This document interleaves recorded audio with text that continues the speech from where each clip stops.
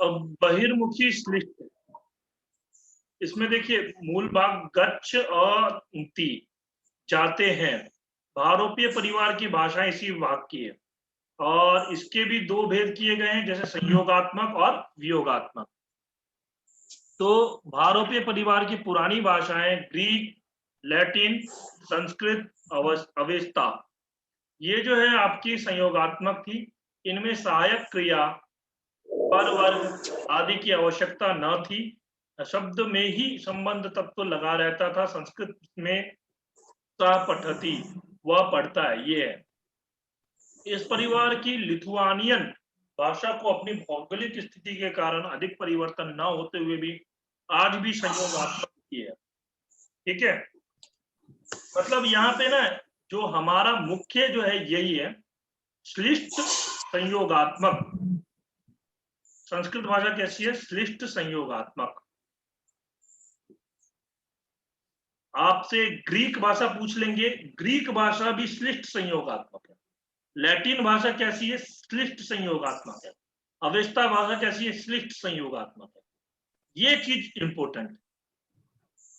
अभी तक जो हमने पढ़ा वो थोड़ा बेसिक नॉलेज के लिए था, लेकिन जो एग्जाम में पूछा जाता है वो ये चीज पूछा जाता है। ठीक है, और वियोगात्मक कैसी है?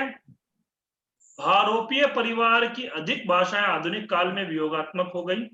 बहुत पहले उनकी विभक्तियां धीरे धीरे घिस करके लुप्त प्राय हो गई और अतः अलग से शब्द लगाने की आवश्यकता पड़ने लगी। और इसका क्या हुआ? जैसे सह पठती, हाँ, उदाहरण देख चुके हैं। वहां पठती में ही था, किंतु बाद में हिंदी में लगाने लगे। जैसे अंग्रेजी, हिंदी, बंगला आदि ये वियोगात्मक के उदाहरण, वियोगात्मक। ठीक है, अंग्रेजी, हिंदी, बंगला। अब ये यहाँ पर, अब ये ज्योति जी के मन में प्रश्न आएगा, सर आपने इतना बता दिया लेकिन इसमें प्राकृत भाषा नहीं आई, कहीं पे आई क्या? हरिओम, ज्योति जी हैं? नहीं, हाँ सर, नहीं आई, प्राकृत नहीं आई। नहीं आई ना? अब आप बताओ इसमें नहीं सर। प्राकृत भाषा कैसी होगी? सर मैं नहीं बता, ऐसे कैसे पता चलेगा? तो पूरी भाषा समझ चुकी हो ना, प्राकृत भाषा का आप जानती हो। हाँ जी सर। प्राकृत भाषा अच्छा, कैसी? किस वर्ग में आएगी आप ये पूछ रहे हैं? वो लिस्ट में तो आएगी ही आएगी, और बहिर्मुखी भी होगा, और जैसी संस्कृत भाषा है वैसी प्राकृत भाषा है।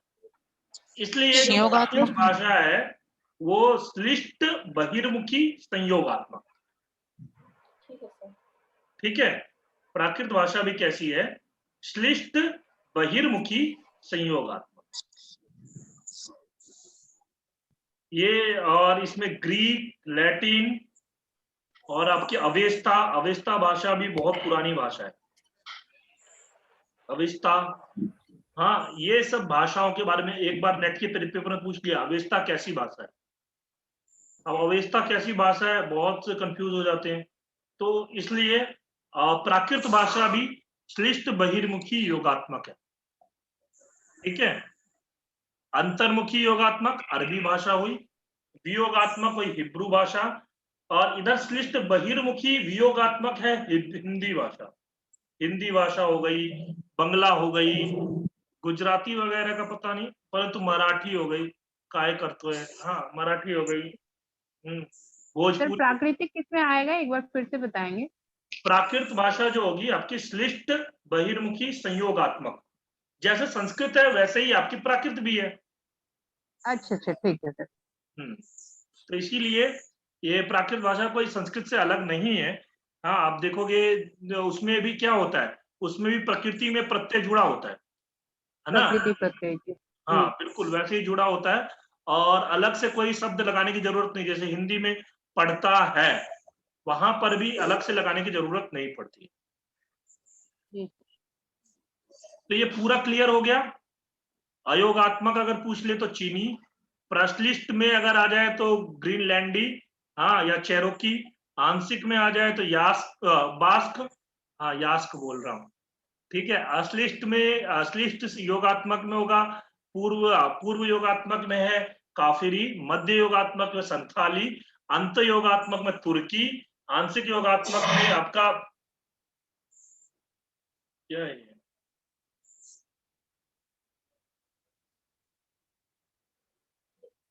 पॉलिनेशियन लिखा है। हाँ, आंशिक योगात्मक में यहाँ पर ऐसे लिख सकते हैं हम, आंशिक योगात्मक में हम जापानी आदि भाषा लिख सकते हैं, जापानी, ये सब चीजें। अंतर्मुखी, श्लिष्ट अंतर्मुखी के अंदर में अरबी संयोगात्मक में, और वियोगात्मक में हिब्रू, और बहिर्मुखी में संयोगात्मक हिंदी, ग्रीक, लैटिन, अवेस्ता, प्राकृत, ये सारी भाषा है। और बहिर्मुखी, श्लिष्ट बहिर्मुखी वियोगात्मक में हिंदी, बंगला आदि भाषा है। ठीक, समझ में आ गया ये पूरा। अब आते हैं पारिवारिक वर्गीकरण पे।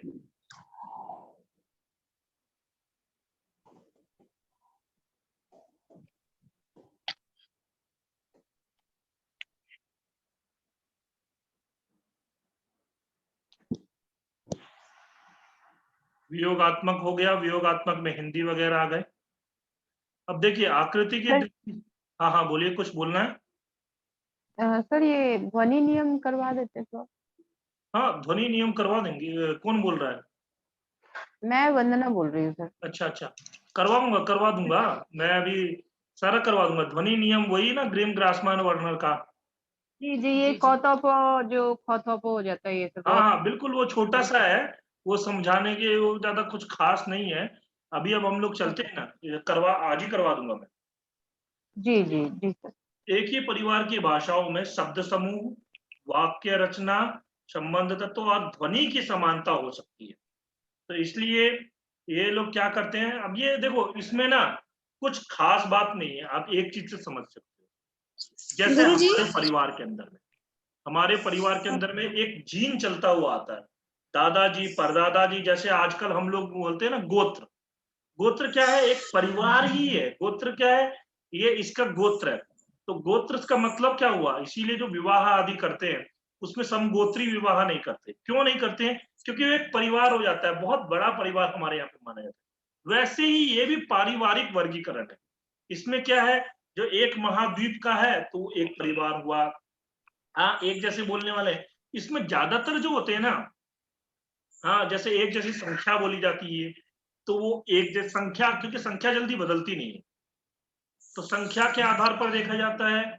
रिश्तेदारी संबंधों के आधार पर देखा जाता है, जैसे अब दादा परदादा, हाँ बेटा बेटी, या इसको इसके लिए देखा जाता है। इस प्रकार से भाषाओं का वर्गीकरण किया गया है। गुरुजी, हाँ हाँ, ये यूराल अल्टाई कौन सी भाषा है? और हाइपरबोरी? हाइपरबोरी और यूराल, कौन सा बोला? Ural Altai. यूराल अल्टाइक भाषा है। यूराल पर्वत एक श्रेणी है, ये यूरेशिया खंड की है।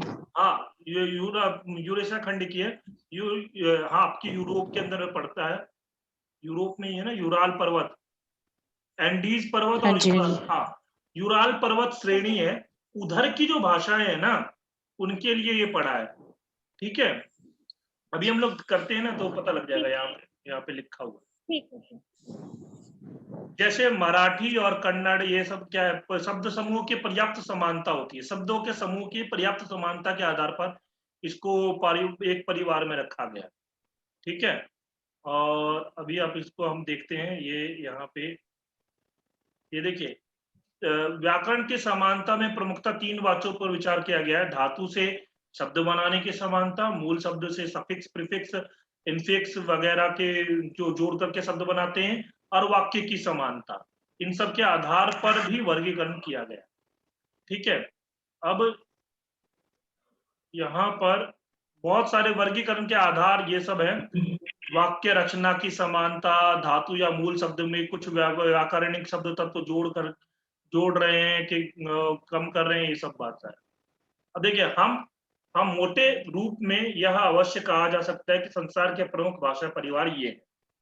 अब ये भाषा परिवार प्रमुखतया है, जैसे भारोपीय, सेमेटिक, हेमेटिक, यूराल अल्टाइक, ये जो अभी पूछा था आपने, यही ना, यूराल अल्टाइक, चीनी या एकाक्षरी, Dravid, Malay Polynesian, Bantu, Bushman, सुडानी, ऑस्ट्रेलियन पपुअन। हाँ, ऑस्ट्रेलियन पापुअन मतलब पपुआ न्यू गिनी नाम आया था ना, तो वहीं की है, वो ऑस्ट्रेलिया से थोड़ा सा ऊपर है।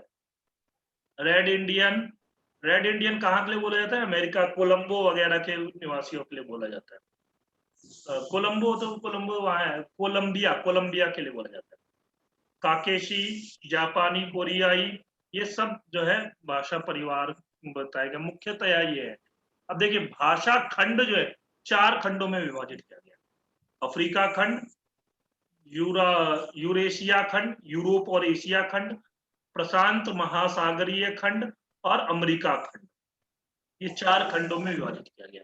अफ्रीका खंड के अंदर में 5 भाषा परिवार है, बुशमैन, बांटू, सुडान, हेमेटिक या हामी बोलते हैं, सेमेटिक या सामी बोलते हैं, हामी सामी परिवार। ठीक है। बुशमैन दक्षिण अफ्रीका में ऑरेंज नदी है, ऑरेंज नदी से नगामी झील तक बसने वाले मूल निवासी बुन जाति के होते हैं। अफ्रीका में ज्यादातर ना जाति के आधार पे, अफ्रीका में बहुत सी जातियां हैं, इनकी भाषा वहां की सबसे प्राचीन भाषाओं में से मानी जाती है। अलग अलग वर्गों में रहने के कारण इन लोगों में बहुत सी भाषाएं और बोलियां विकसित हो गई हैं। हाँ, यह कोई एक परिवार नहीं है, अपितु कई परिवारों का वर्ग है। हाँ, बुशमैन परिवार या बुशमैन वर्ग कहते हैं इसे। ठीक है। और इसमें ना एक भाषा है, बहुत प्रसिद्ध भाषा है, जुलू। हाँ, देखिए, इन भाषाओं के आसपास बांटू एवं सूडान परिवारों को काफी प्रभावित किया है। जुलू के ध्वनि समूह भी इस पर भी इनका प्रभाव है। जुलू के भी मतलब है, इसमें भी इसका परिवार है बुशमैन के अंदर में। और हमारा ये बुशमैन वगैरह ज्यादा इतना खास नहीं है। बांटू परिवार, बांटू के अंदर में भी, इस परिवार में बांटू संज्ञा दी गई। इसकी भाषाओं में आदमी के लिए साधारण ध्वनि परिवर्तनों के साथ बांटू शब्द ही प्रचलित है। और यह परिवार मध्य दक्षिणी अफ्रीका के बहुत बड़े भाग में जंजीबार द्वीप में फैला हुआ है। जंजीबार स्वाहिलो भाषा को छोड़कर उसकी अन्य भाषा साहित्यिक परिवार के बराबर है, मतलब कि साहित्यिक प्राय नहीं है, साहित्य उनका नहीं है। बांटू परिवार हो गया। बांटू परिवार के अंदर में बहुत सारी काफिर, पूर्वी वर्ग के अंदर में काफिर, जुलू, ये सब भाषाएं आती हैं। मध्य वर्ग के अंदर में शेरोलांग, टेकेजा और होरेंदा, बुंदा, कांगो, ये सब भाषाएं आती हैं। सूडान वर्ग में, सूडान तो पता ही होगा आपको, सूडान एक दक्षिण अफ्रीका का एक देश भी है सूडान, है ना। ये पहले सूडान परिवार समझा जाता था, डब्ल्यू स्मिथ स्पष्ट रूप से लिख दिया कि यह एक वर्ग है, इसमें 7 परिवार है। अब ये 7 परिवार हैं, ये सब हमारे लिए इतने इंपॉर्टेंट नहीं है। ठीक है। हेमेटिक उत्तरी अफ्रीका के संपूर्ण प्रदेश में यह फैला हुआ है, हेमेटिक। और एक सेमेटिक है जिसे सामी बोला जाता है। अफ्रीका में इस परिवार की शाखा मोरक्को के स्वेज नहर, स्वेज कनाल बोलते हैं ना जिसे, स्वेज कनाल, हाँ, स्वेज नहर है, हाँ, इसमें इस तक बोली जाती है, यानी कि मोरक्को से लेकर के स्वेज नहर तक बोली जाती है। इस परिवार का प्रधान क्षेत्र एशिया है। ठीक है। यूरेशिया खंड में विचार करना ही अधिक समीचीन है। अब यहां पर आते हैं यूरेशिया खंड। इस पर जो प्रश्न पूछा गया था, यह खंड मानव सभ्यता का केंद्र है, आज भी विश्व में इसी खंड का बोलबाला है। यहाँ भाषाओं की मतलब क्या है, प्रयत्नतम या प्राचीनतम साहित्य मिलता है, भाषाओं में प्राचीनतम साहित्य मिलता है। और इसमें इस खंड की भाषाओं का ही प्रधान मतलब क्या है, हाथ है, मतलब ये खंड, इस खंड की जो भाषा है ना वो बहुत सारी भाषा, जैसे इसमें संस्कृत भाषा भी आती है और 8 शाखाओं में विभाजित है। ये देखिए जो एग्जाम में पूछा गया था, सेमेटिक जो है अफ्रीका खंड में भी लिया जाता है, इधर भी ले लेते हैं उसको, ठीक है। हेमेटिक सेमेटिक अभी नीचे हमने पढ़ा था ना कि ये एशिया में, ये देखिए प्रधान क्षेत्र एशिया है, इस परिवार का प्रधान क्षेत्र जो है वो एशिया है, इसीलिए इसको यहां पे भी लिया जाता है। काकेसस, यूराल, अल्टाइक, एकाक्षर, द्राविड़, आग्नेय, अनिश्चित, भारोपीय। अब अनिश्चित के अंदर में प्राचीन, ये सारी भाषाएं आ गई प्राचीन के अंदर में, और वर्तमान के अंदर में कोरियाई भाषा, ये सारी भाषाएं जो है वो यूरोप एशिया की है। आप लोग दिमाग के अंदर में ना यूरोप का एक मैप रखो। यूरोप के अंदर में पता है ना कौन कौन से देश आते हैं यूरोप के, जानते होगे। अभी मेरे सामने में मैंने मैप रखा हुआ था, दीवार पे लगा रखा था लेकिन हटा दिया मैंने। तो मैं वहां से तो बताता आपको कौन कौन से देश आते हैं। पर यूरोप का एक अपना दिमाग में रखिएगा, और एशिया के बारे में तो पता ही होगा एशिया में कौन कौन से देश आते हैं।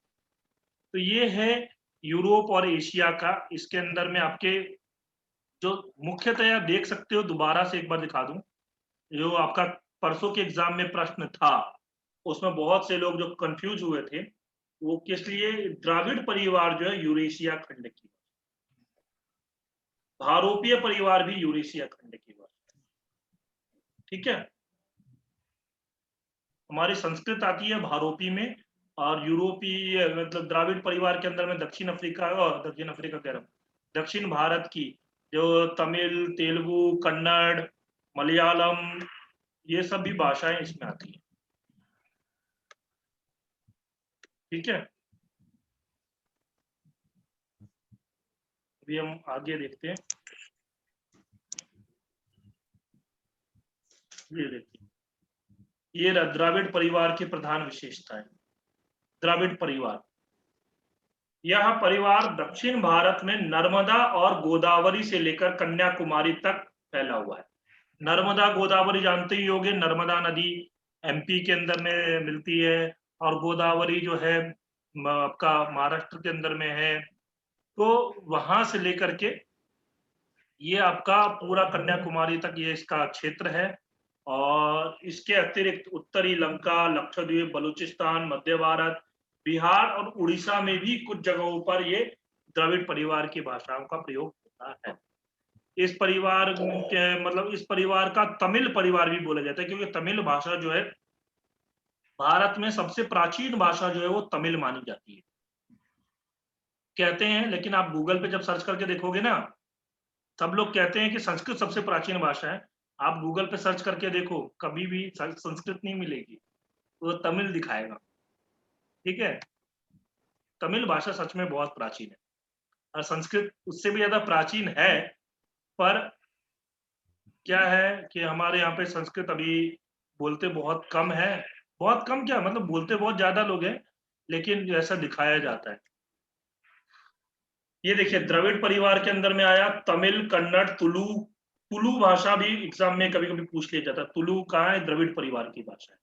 इसके तमिल और मलयालम, टुंडा, टुटा और कोटा।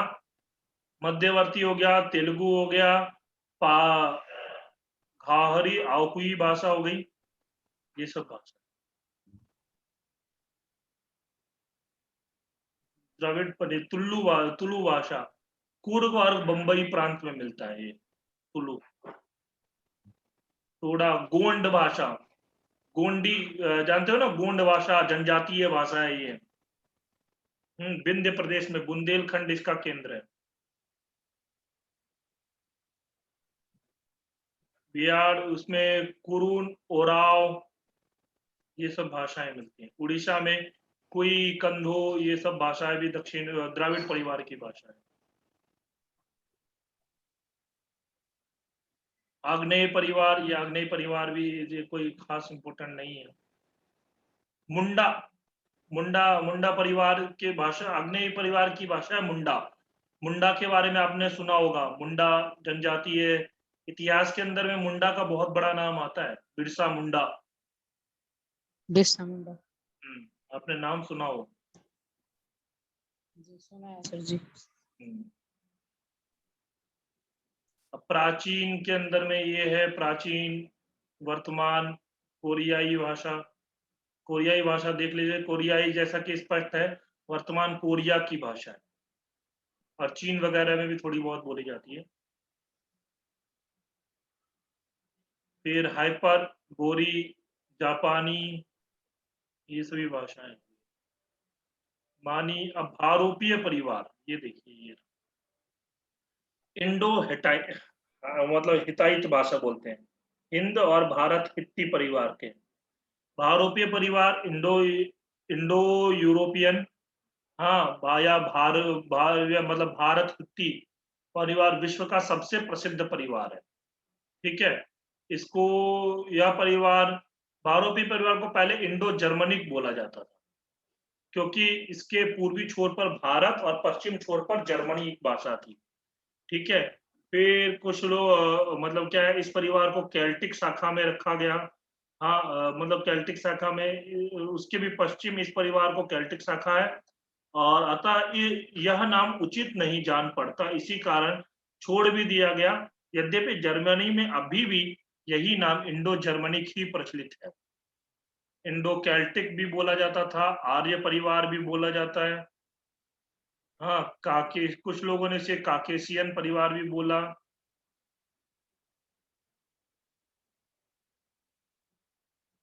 ठीक है, हित्ताइत, ह्यूगो विंकलर को एशिया माइनर के बोगाज कोई नामक स्थान की खुदाई में कुछ कीलाक्षर मिले, जिनसे हित्ती भाषा का पता चला। इसे हिट्टाइट, खत्ती, हिटाइट, कप्पदोशी, हत्ती, ये सब बोला आदि भी कहते हैं, और इसी के कारण इसे हिताइत भाषा बोली जाती है। ये सब कोई कितनी खास बात नहीं है। हित्ती, पुनः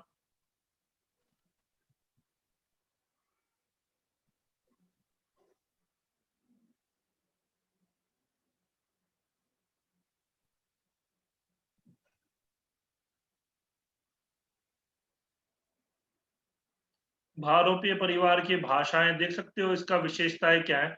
ये अपने मूल रूप से दृष्टि से यह परिवार श्लिष्ट योगात्मक कहा जाता है, और इसमें प्रकृति, प्रत्यय और प्राकृतिक संबंध तत्व और अर्थ तत्व में रहता है। सेमेटिक, एमेटिक, परिवार का अंतर्मुखी ना होकर के बहिर्मुखी है। ठीक है, धातुएं अधिकतर एकाक्षर होती हैं, इनमें प्रत्यय जोड़कर पद या शब्द बनते हैं। समास रचना की विशेष शक्ति इस परिवार में है। ये सब बातें हैं, हमें कोई सी टिप्पणी तो लिखनी नहीं है इसके ऊपर में कि हम लोग इसके बारे में इतना जाने। अब ये आते हैं यहाँ पे ध्वनि वगैरह। स्वर देखिए, मूल स्वर ह्रस्व अ ए ओ, दीर्घ आ ए ओ, संयुक्त स्वर। संयुक्त स्वरों की संख्या लगभग 36 थी।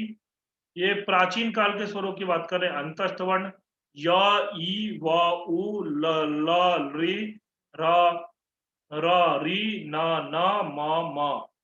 स्पर्श कवर्ग, ये है कव, खव, घव, ये सब है तवर्ग, ऊष्म। ये सब प्राचीन काल के जो भारोपीय परिवार की भाषा है उसमें स्वर वगैरह ये सब दिए हुए।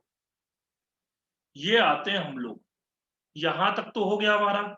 इसके बाद ना इससे प्रश्न पूछा जाता है, मुख्यतया भारोपीय परिवार हो गया हमारा।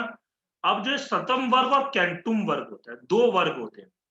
ठीक है, और इससे पूछा जाता है प्रश्न। अभी कुछ पूछा हुआ था प्रश्न, कौन सी भाषा सतम वर्ग की, कैंटुम वर्ग की है, इसी के ऊपर में एक प्रश्न था परसों के पेपर में। देखिए, भारोपीय परिवार की भाषाओं की ध्वनि के आधार पर सतम वर्ग और कैंटुम वर्ग। अब देखिए, कैंटुम वर्ग और सतम वर्ग का करने का मतलब क्या है। भारत के अंदर में 100 को, देखिए मैंने आपको शुरुआत में बताया था, परिवार के अंदर में 2-3 चीजों को मुख्यतः देखी जाती है। एक तो संबंध, जैसे मान लो पिता कहना, पिता, बेटा, ये सब है, तो इसके लिए समान शब्द ही प्रयोग होंगे, कुछ थोड़ा बहुत अंतर होगा।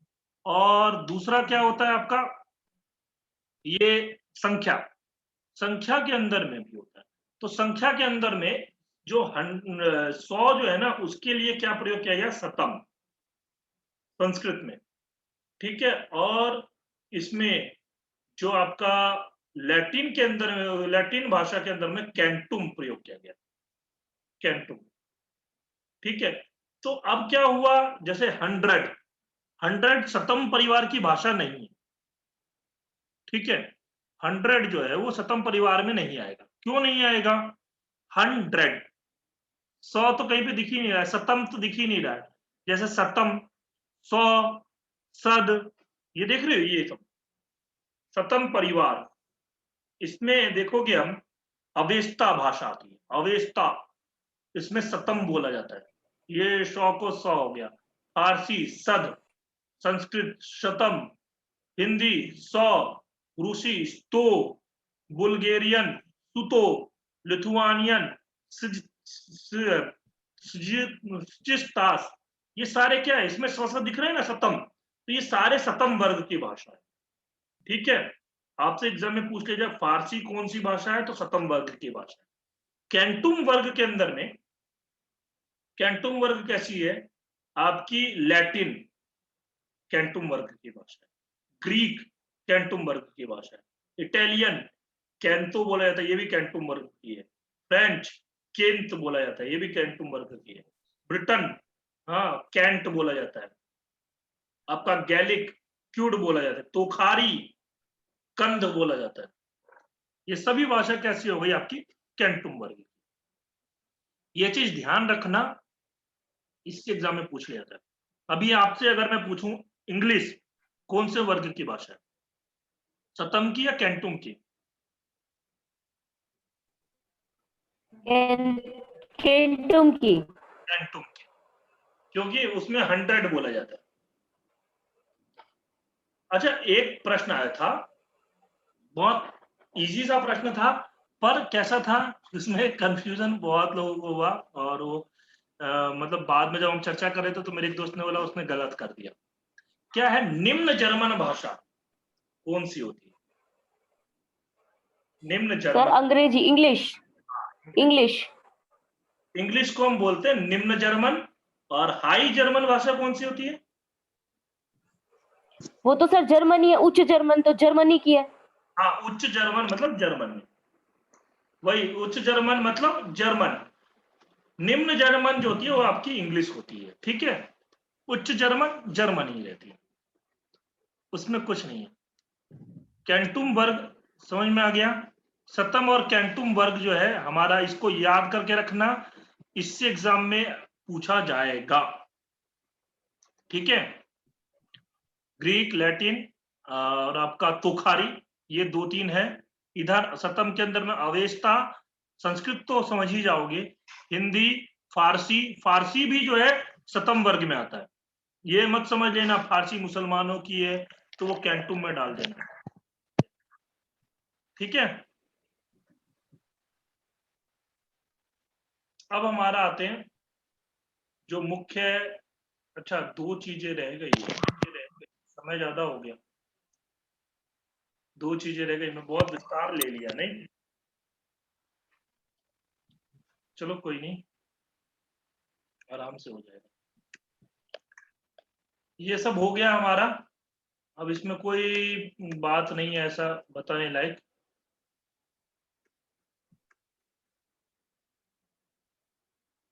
वैदिक स्वर ये सब बातें नहीं है।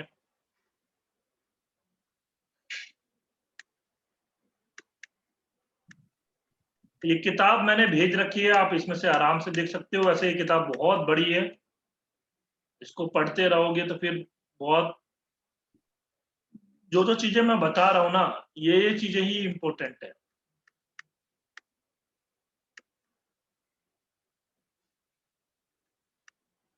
अर्थ विज्ञान, चलिए अर्थ विज्ञान में देखते हैं। अर्थ विज्ञान के अंदर में हमारी 2-3 चीजें हैं। कहाँ गया? अर्थ परिवर्तन, देखिए अर्थ परिवर्तन की 3 दिशाएं होती हैं। पहले तो एग्जाम में यही पूछा जा सकता है, अर्थ परिवर्तन की कितनी दिशाएं? 3 दिशाएं। अर्थ विस्तार, अर्थ संकोच और अर्थादेश। ठीक है, अर्थ विस्तार का मतलब क्या है? शब्द में जैसे कोई शब्द बोला, प्राचीन काल में वो शब्द जो है किसी और अर्थ में प्रयोग होता था और उस अर्थ का विस्तार हो गया। जैसे उदाहरण के लिए लेते हैं हम तेल। तेल शब्द कैसा है? प्राचीन काल में तेल शब्द का प्रयोग हम तिल से निकलने वाले जो भी तिल से निकला जाता था उसके लिए तेल का प्रयोग करते हैं। आजकल क्या है? तेल, सरसों का तेल मिलता है, नारियल का तेल मिलता है, ना बादाम का तेल मिल जाता है, आंवला का तेल मिल जाता है, सबके लिए हम तेल का प्रयोग करते हैं। तो वो क्या हो गया? अर्थ का विस्तार हो गया। ठीक है, ये अर्थ का विस्तार होना है। ठीक, पहले इसका प्रयोग तिल के लिए होता था, वही चीजें है बात। हाँ, इधर क्या है? इसमें अर्थ का इससे क्या हो गया? विस्तार हो गया। दूसरा है आपका, भाषा में अर्थ विस्तार के उदाहरण अधिक नहीं मिलते, क्योंकि भाषा में जो जो विकास होता है उसमें सूक्ष्म सीमित से सीमित वस्तुओं का भावनाओं से प्रकटीकरण की शक्ति आती रहती है। इस प्रकार अर्थ संकोच की ही स्वाभाविक है, अतः वही अधिक पाया जाता है। तो अर्थ का संकोच होना, अर्थ के संकोच होने में क्या है उसका उदाहरण यहाँ दिया हुआ है क्या? चलो अर्थ संकोच वगैरह आगे देख लेते हैं। यहाँ पे ये देखिए, यहाँ पे दिया हुआ है अर्थ संकोच। अर्थ संकोच में उदाहरण दिया मृग। मृग पहले क्या करते थे? मृग का प्रयोग होता था हमारा सभी जानवरों के लिए, जो भी जानवर है उनको, जैसे कभी आपने सुना हो कि राजा महाराजा लोग किस लिए जाते थे? मृगया करने के लिए, मृगया करने के लिए। हाँ, मतलब हिरण का शिकार करने के लिए, मृग खेलने के लिए, वो शिकार करने के जानवरों का। वो क्या हुआ? अब धीरे धीरे करके वो क्या हो गया? वो आपका हिरण के शेष के लिए प्रयोग। जैसे गो शब्द है, गो शब्द पहले गम धातु से प्रयोग होता था, जाने के अर्थ में प्रयोग होता था, लेकिन फिर क्या हो गया? धीरे धीरे करके वो अर्थ प्रयोग हुआ गाय के लिए प्रयोग। भार्या, भार्या का मूल क्या है? जिसका भरण पोषण किया जाए। ठीक है, अब वो धीरे धीरे करके क्या हो गया? वो पत्नी के लिए प्रयोग हो गया। ऐसे ही श्राद्ध है। ठीक है, इसमें क्या है? श्रद्धा से किया जाने वाला कार्य। अब जो है श्राद्ध केवल मरने के बाद जो कार्य किया जाता है उसके लिए श्राद्ध का प्रयोग। हाँ, इसी प्रकार के बहुत से शब्द हैं जिनका अर्थ संकोच हो जाता है।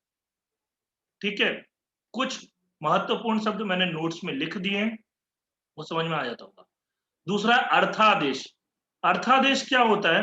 भाव साहचर्य के कारण कभी कभी शब्द के प्रधान अर्थ के साथ एक गौण अर्थ भी चलने लगता है। कुछ दिन में ऐसा होता है कि प्रधान अर्थ धीरे धीरे उसका लोप हो जाता है और गौण अर्थ ही प्रधान हो जाता है। जैसे ऊपर हम गंवार शब्द ले चुके हैं। इस संबंध में दूसरा उदाहरण है असुर। असुर, असुर का दिया जाता है। असुर जो है ऋग्वेद में देवता के लिए प्रयोग होता था, लेकिन क्या हुआ? धीरे धीरे धीरे करके वो किसके लिए प्रयोग होने लगे? राक्षसों के लिए। देवता की जगह पर वो राक्षस के लिए प्रयोग होने लगे। वर का अर्थ श्रेष्ठ था। हाँ, वर का मतलब क्या होता था? वो होता था श्रेष्ठ। हाँ, भूप वर, देव मतलब राजाओं में वर। हाँ, श्रेष्ठ। परंतु क्या हुआ? धीरे धीरे करके वर का मतलब प्रयोग क्या होने लग गया? दूल्हे के लिए। हाँ, और दुल्हा शब्द भी इस प्रकार का है जिसका मूल अर्थ है जो जल्द ना मिले, दुर्लभ।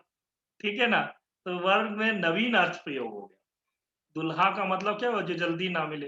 बिल्कुल सही बात है, दुल्हा तो जल्दी मिलता ही नहीं। हाँ, पारसी, गुजराती, देकानी, ये सारी चीजें। देवानाम प्रिय, देवानाम प्रिय पहले किसके लिए? मूर्ख के लिए प्रयोग किया जाता था। नहीं, पहले देवानाम प्रिय किया जाता था अशोक के लिए, अब वो किसके लिए प्रयोग किया जाने लग गया? वो मूर्ख के लिए। पहले नहीं, अभी। ठीक है, अभी देवानाम प्रिय बोलते हैं तो ये क्या बोलते हैं? वो मूर्ख, मूर्ख के लिए देवानाम प्रिय प्रयोग कर देते हैं। उसको लगता है मैं देवताओं के लिए प्रिय हूं, पर क्या है? वो मूर्ख के लिए प्रयोग। अर्थापकर्ष, अपकर्ष, अपकर्ष मतलब कम हो जाना। ठीक है, जैसा कि ऊपर कह चुके हैं कि यह कोई अर्थ परिवर्तन की स्वतंत्र दिशा नहीं है। ऊपर की 3 दिशाओं अर्थ परिवर्तन होने में कभी कभी अर्थ बुरा हो जाता है, इसी का विवेचन यहाँ किया जाता है। जैसे कबीर ने हरिजन शब्द का प्रयोग भक्त के अर्थ में किया है। इधर अछूत का वाचक होकर यह नीचे गिर गया। पहले हरिजन का प्रयोग क्या किसके लिए किया जाता था? भक्त के लिए। अभी हरिजन क्या किसके लिए प्रयोग किया जाता है? आप तो जानते ही हो, हरिजन अगर लगा दिया तो लोग अगर कह देंगे, एससी वाले अगर कह देंगे तो हरिजन एक्ट लग जाता है हमारे ऊपर। बोल देते हैं इसने मुझे हरिजन कह दिया, सीधा उसमें जेल हो जाएगी, ऐसा है। आबदस्त, आबदस्त का मतलब पुराना अर्थ नमाज पढ़ने के लिए किया जाता है। जल या मिट्टी, नमाज पढ़ने के लिए जल या मिट्टी आदि से मंत्र पढ़कर अपनी शुद्धि करना होता था। अब यह किसके लिए? अवधि, सोचने या भोजपुरी में पानी छूने के अर्थ में प्रयोग हुआ। जुगुप्सा, गुप धातु से बना है जिसका पहले अर्थ छिपाने या पालने के अर्थ में होता था। अब ये क्या करके धीरे धीरे करके घृणा अर्थ में हो गया। तो अर्थ अपकर्ष हो गया। अपकर्ष मतलब कम हो गया, उसका जो है आपका प्रभाव कम हो गया। और अर्थादेश, वो अर्थोत्कर्ष, अर्थ का उत्कर्ष होना। जैसे साहस शब्द पर हम ऊपर विचार कर चुके हैं। संस्कृत में इसका प्रयोग बुरे अर्थ में हुआ करता था, लेकिन अब क्या हो गया, इसका तारीफ अर्थ में प्रयोग होता है।